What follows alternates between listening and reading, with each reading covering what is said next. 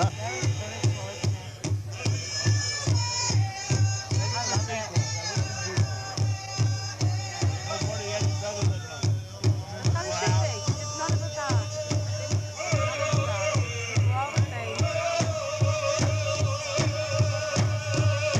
They're playing over there. I'm doing that right now.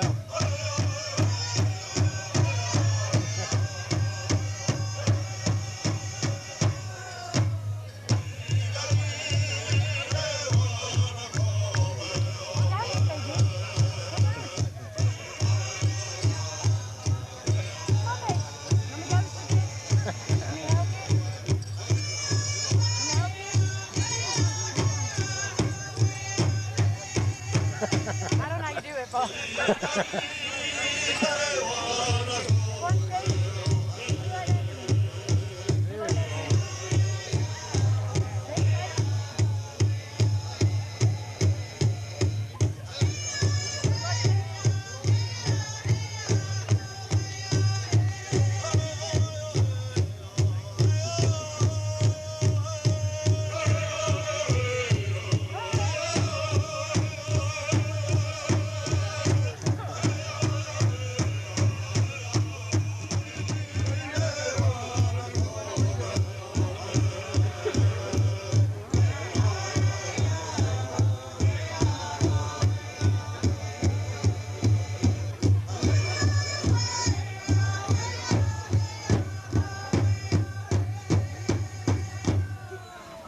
All right, good song, Walking Bears Singers.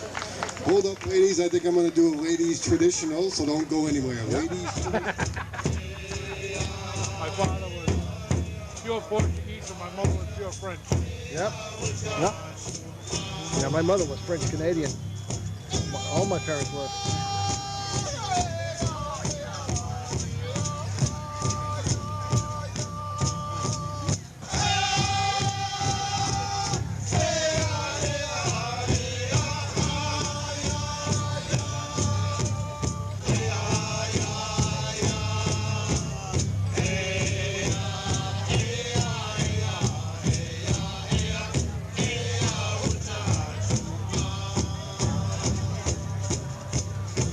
Another one. I think it's Sunday.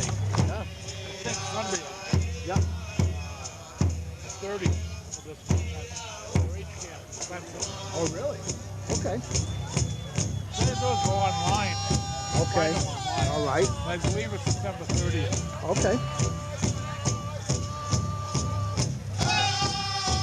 It is the 30th. Okay. I think it's a Sunday. It might be a Saturday. Might be a Saturday. Same group. Yep.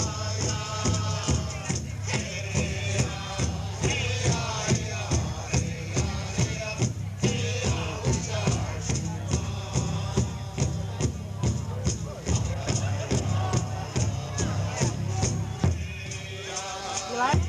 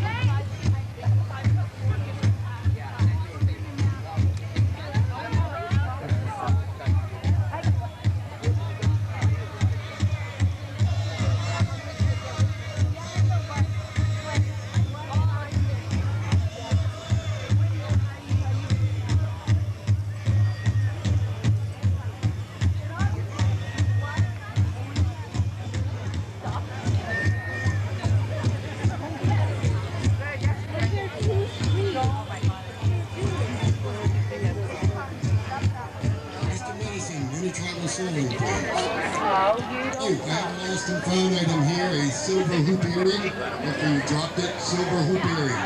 Would they consider that? Eastern medicine, whatever. Oh, wow.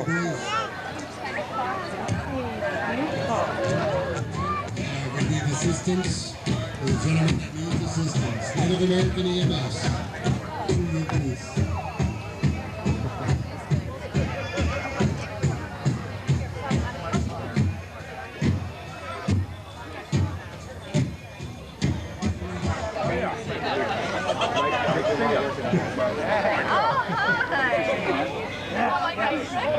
Where is he?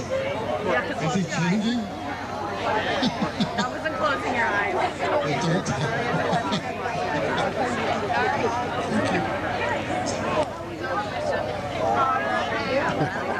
While we're waiting here, we have the fidget spinner that somebody lost. I know these are very popular nowadays. If you've lost a fidget spinner, you come on up and get it, and we'll be over here playing with it. We're waiting. By the name of Gustave.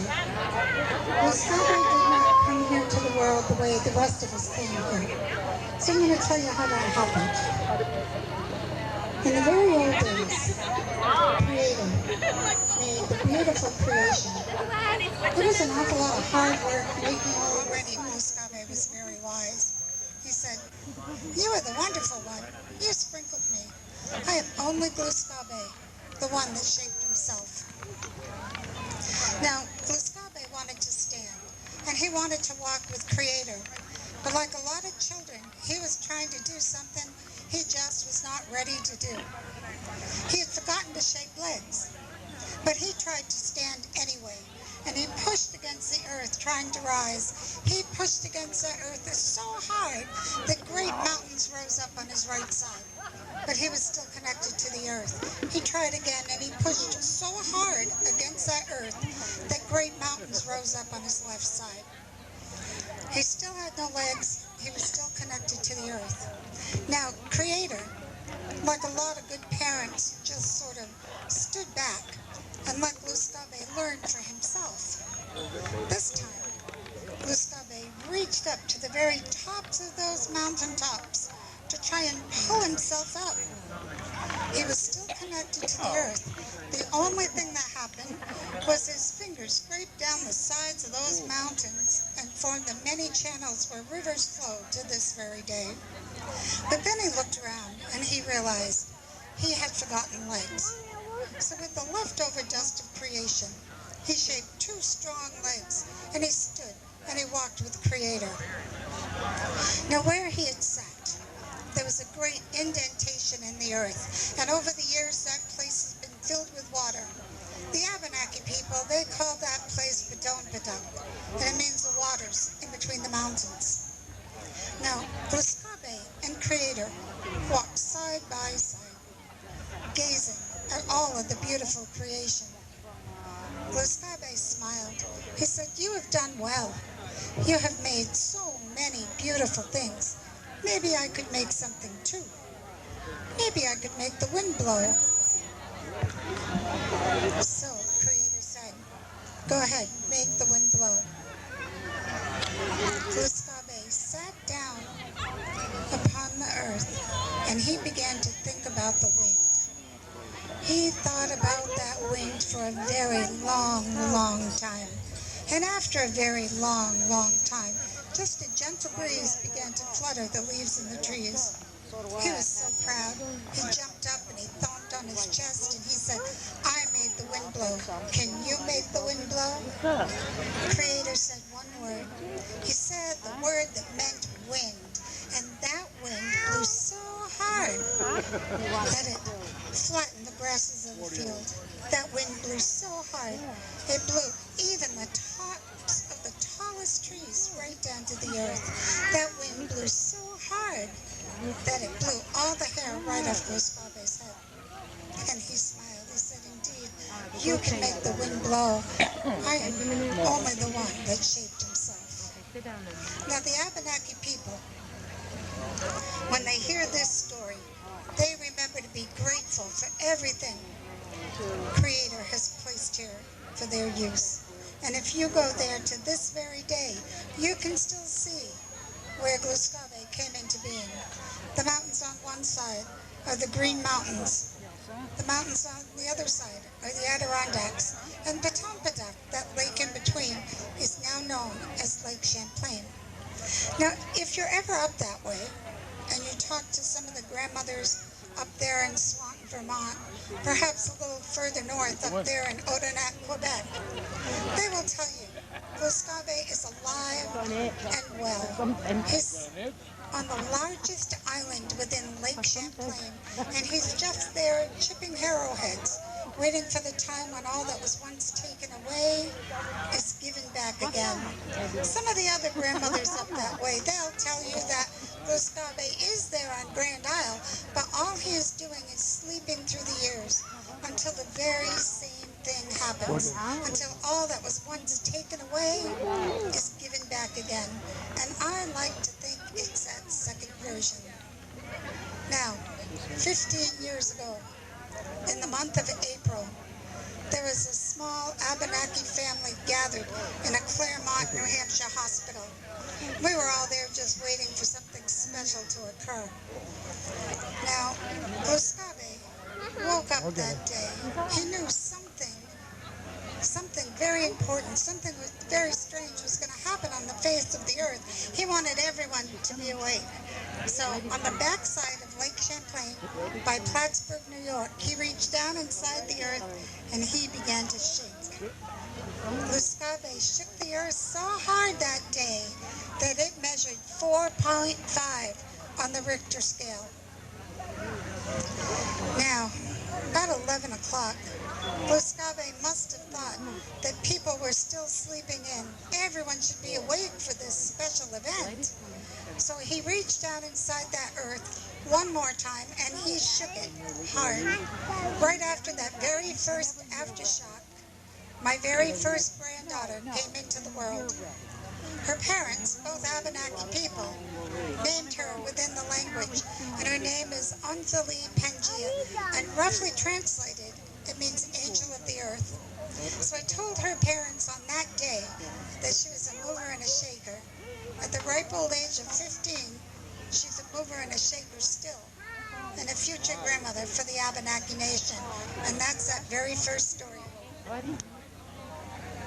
Things bad for the human beings. Gluskave first brought water to the people.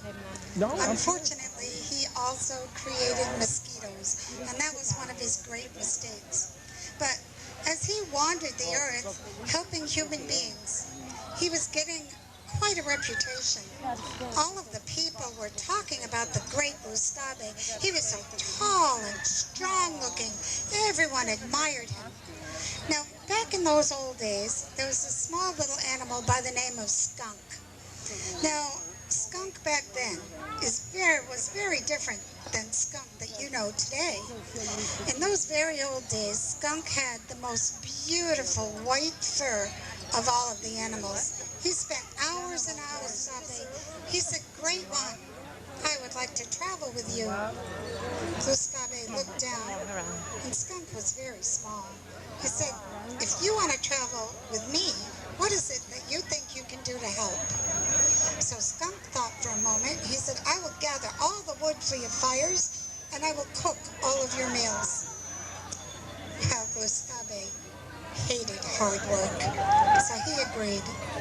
And Gluskave, with Skunk behind, began to wander all over this earth, looking for human beings to help.